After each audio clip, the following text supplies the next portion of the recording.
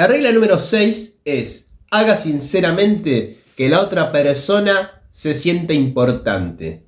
Háblale a las personas de ellos mismos y te van a escuchar por horas. Pero sinceramente, porque si se dan cuenta que les estás hablando de ellos mismos con la intención de caerles bien para obtener un favor, se van a ofender y vas a obtener el resultado contrario al buscado. Háblale sinceramente a la otra persona de ellos mismos para que se sientan importantes. ¿Estás de acuerdo? ¿A vos te gusta que te hablen de vos? Sí, ¿verdad? Nos gustan esas cosas. A mí me gusta que me hablen de mí. Que me hablen bien, obviamente, porque las personas para criticar abrimos la boca, pero para elogiar no tanto, ¿verdad? ¿Estás de acuerdo? Si algo nos disgusta, lo decimos. Si algo nos agrada, no decimos nada. Hay que cambiar eso. Tiene que ser al revés. Una persona con inteligencia social no critica, elogia. Así vas a llegar mucho más lejos en la vida, vas a alcanzar más rápido tus proyectos personales. El elogio es un lubricante social en las relaciones con las personas y son las personas las que te ayudan a alcanzar el éxito. Nadie obtiene éxito solo, sin ayuda. Podés estudiarte todos los libros habidos y por haber del rubro que quieras. Medicina, derecho, lo que sea. Sin embargo, si no salís de tu casa y conoces a los demás, a otras personas, da lo mismo que sigas leyendo. En cambio, podés no ser el más erudito en tu rubro, pero si conoces personas, vas a llegar más lejos. Entonces, esta regla número 6 nos dice: háblale a los demás de ellos mismos, hace que se sientan importantes. Esa es una de las necesidades humanas más subestimadas. ¿Estás de acuerdo? Porque todas las personas hablamos de las necesidades básicas como por ejemplo vivienda, educación, salud, seguridad, familia, amor. Pero ¿cuándo hablamos de la necesidad de sentirnos importantes? Quien supla esa necesidad es una persona que demuestra inteligencia social. Estaba yo en una cola esperando registrar una carta en la oficina de correos y noté que el empleado de la ventanilla se hallaba aburrido de su tarea. Pesar sobres, entregar los sellos, dar el cambio, escribir los recibos. La misma tarea monótona día tras día, año tras año. Como nos pasa a todos los empleados, ¿verdad? Así que me dije, voy a tratar de agradar a este hombre. Evidentemente, para conseguirlo tenía que decir algo agradable, no de mí, sino de él. ¿Qué hay en él que pueda admirar honradamente? A veces es difícil responder a esto, especialmente cuando se trata de extraños, pero en este caso me resultó fácil, porque instantáneamente vi algo que no pude menos que admirar de sobremanera. Mientras el empleado pesaba mi sobre, exclamé con entusiasmo: «¿Cuánto me gustaría tener un cabello como el de usted?». Y el hombre alzó la mirada sorprendido, pero con una gran sonrisa. Me dice: «Sí, pero ahora no lo tengo tan bien como antes», contestó modestamente. Le aseguré que si bien podría haber perdido algo de su gloria pasada, era de todos modos un cabello magnífico.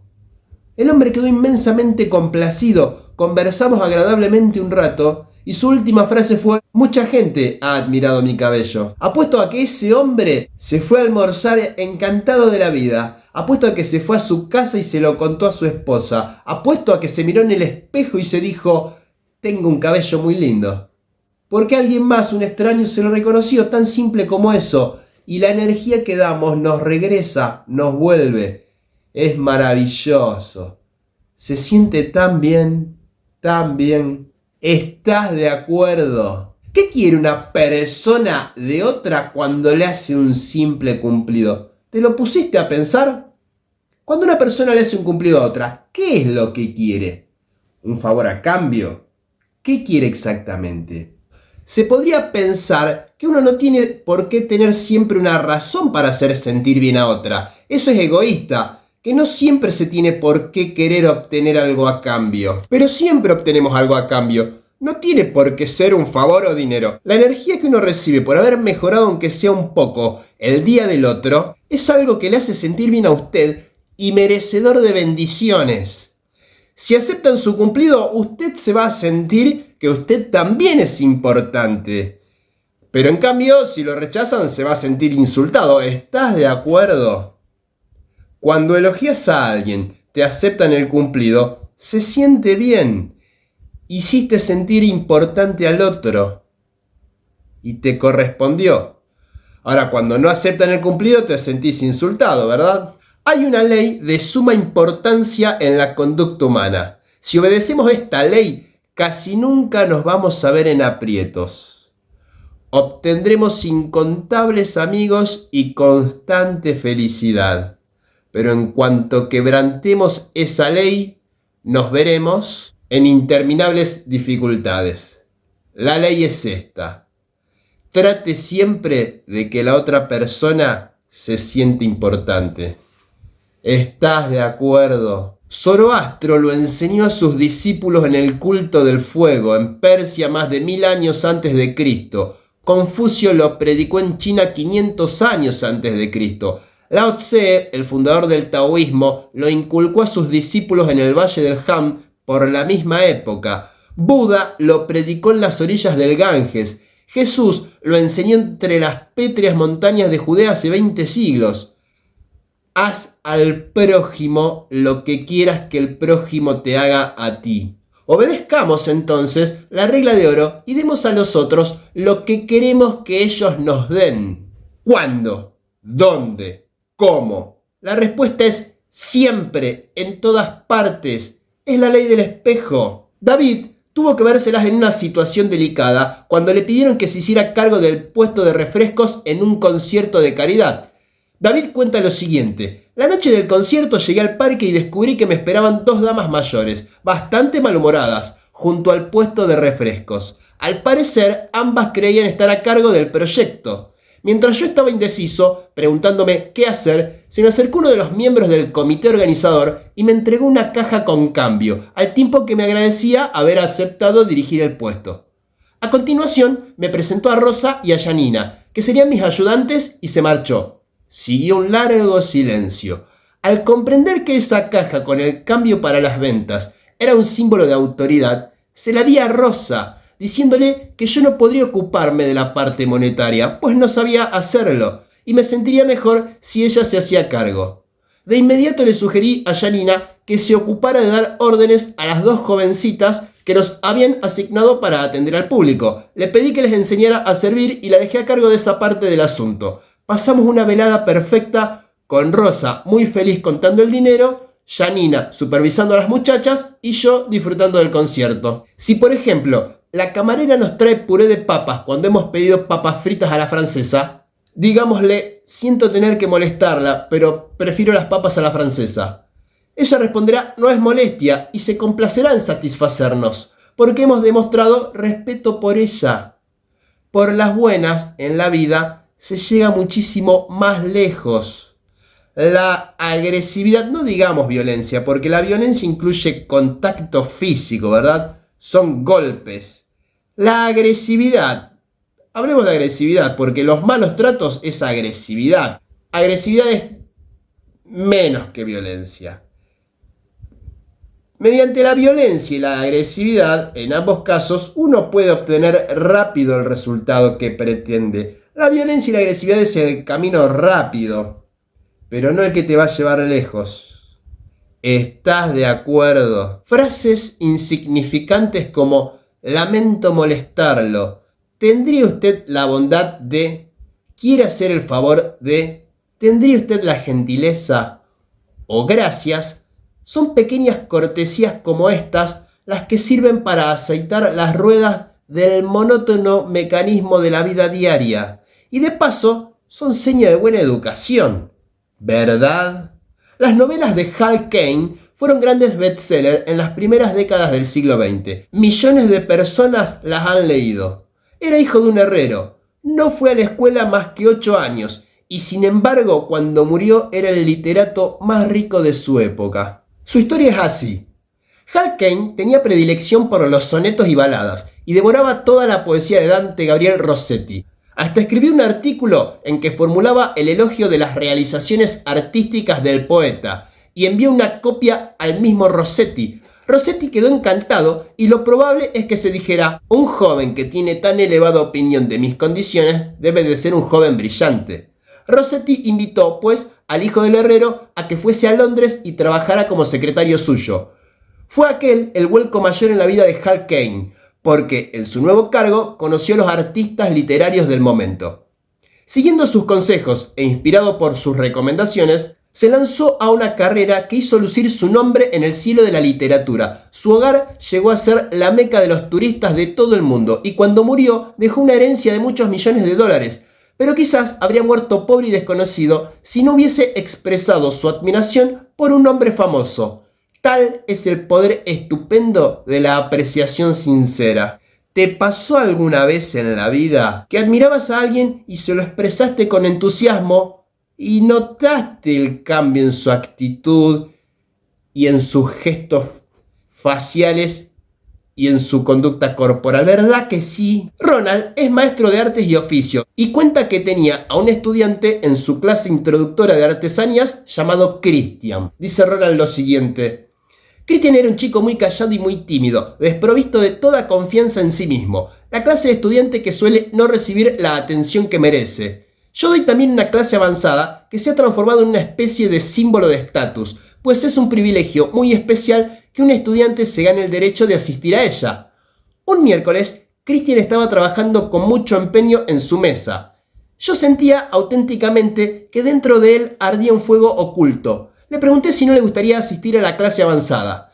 ¿Cómo me gustaría que hubiera visto su cara en ese momento? Las emociones que embargaban a ese tímido muchachito de 14 años y cómo trataba de contener las lágrimas. «En serio, señor Ronald, haré un buen papel», me dijo Christian. «Sí, Christian, eres muy bueno», le respondí. En ese momento tuve que alejarme porque sentía lágrimas en mis propios ojos. Cuando Christian salió de la clase ese día, parecía 10 centímetros más alto. Me miró con ojos brillantes y me dijo con voz firme: «Gracias, señor Ronald». Christian me enseñó una lección que no olvidaré nunca: que en todos nosotros existe un deseo profundo de sentirnos importantes. ¿Estás de acuerdo? ¿Vos no tenés un deseo profundo de sentirte importante? ¿Sí o no? ¿Verdad que sí?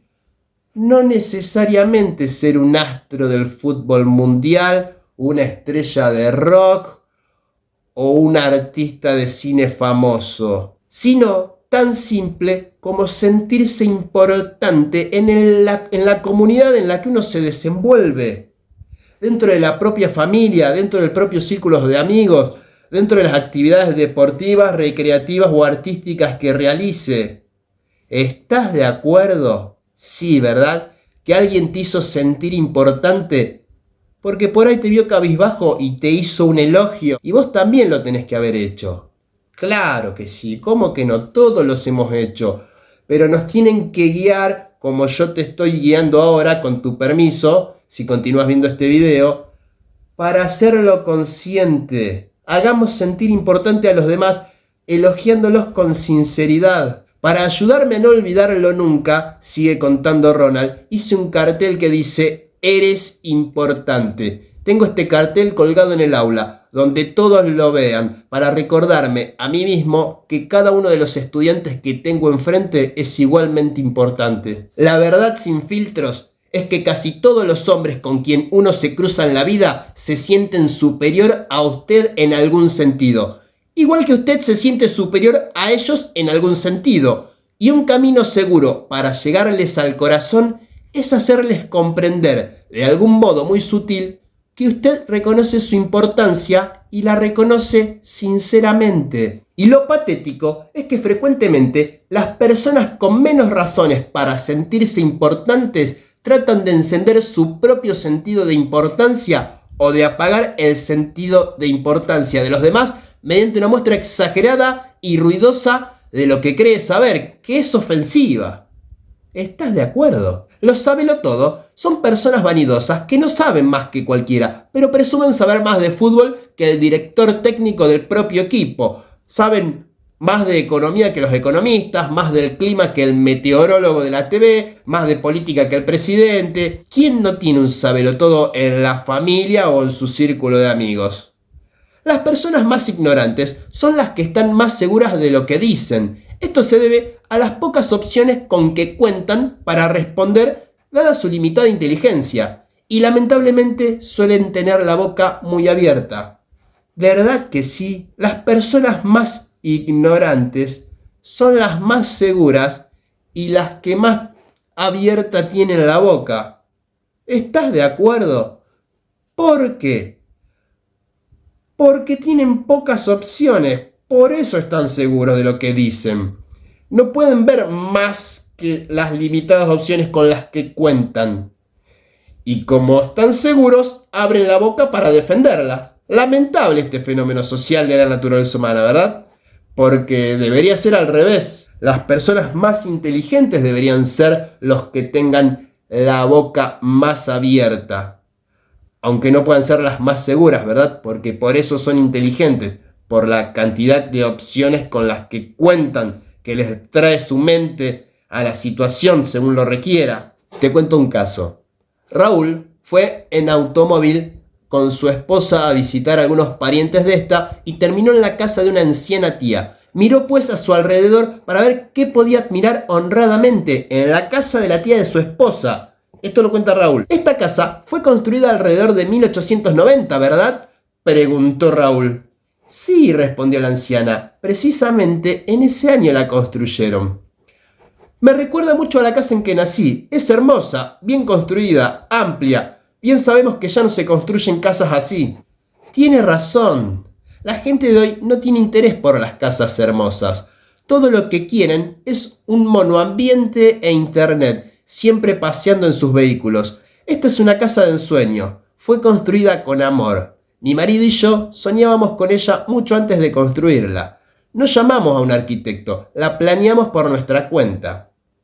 Le mostró después toda la casa y nuestro amigo expresó su calurosa admiración por todos los tesoros que la anciana había recogido en sus viajes durante toda su vida. Mantillas de encaje, un viejo juego de té inglés, porcelana de China, camas y sillas francesas, pinturas italianas y cortinados de seda que habían pertenecido a un castillo francés.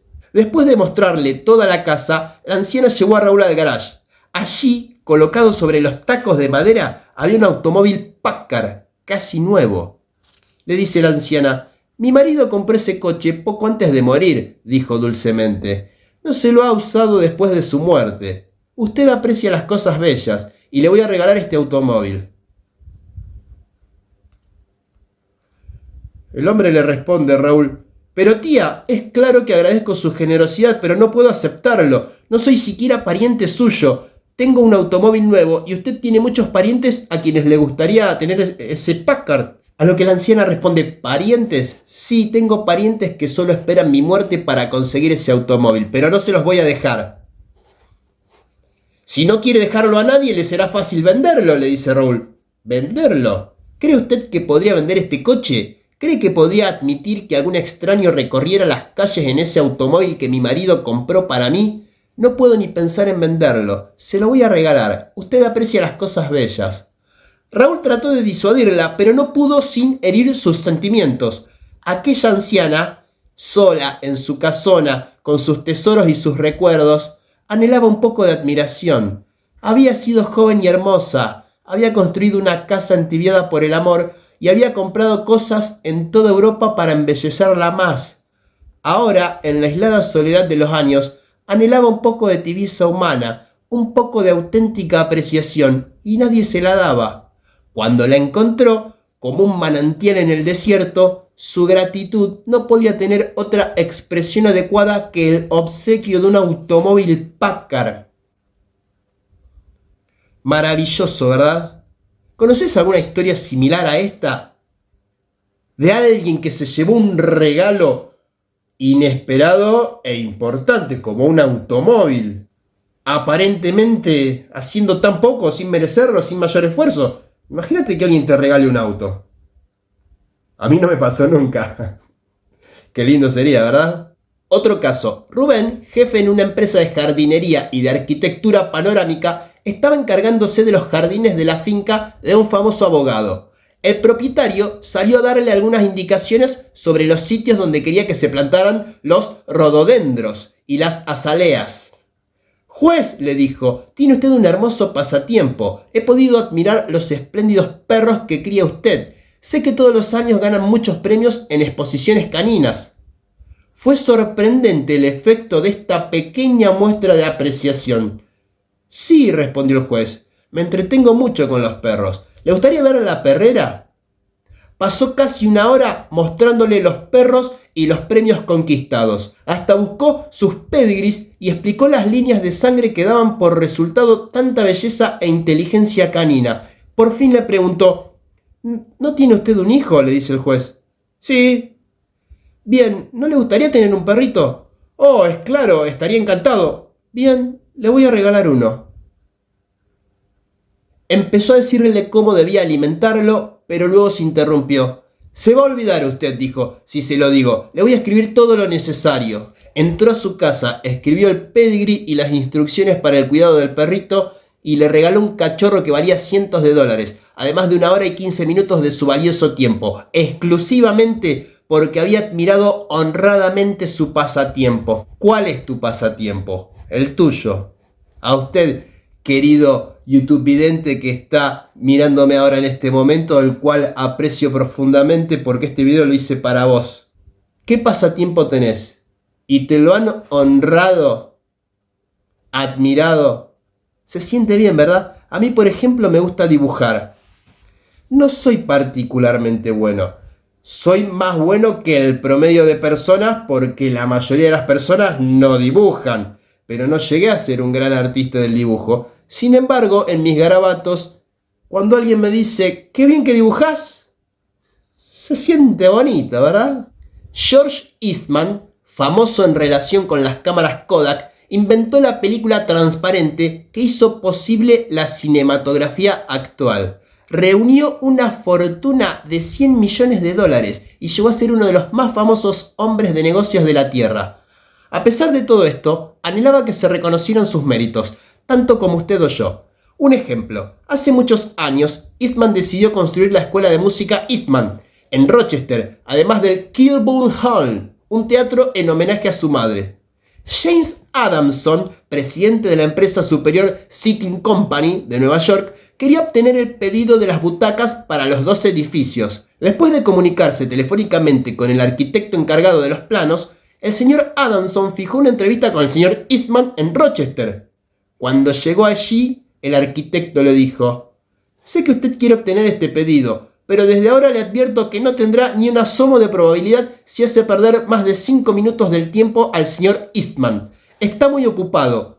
Diga rápidamente, pues, lo que quiere y márchese».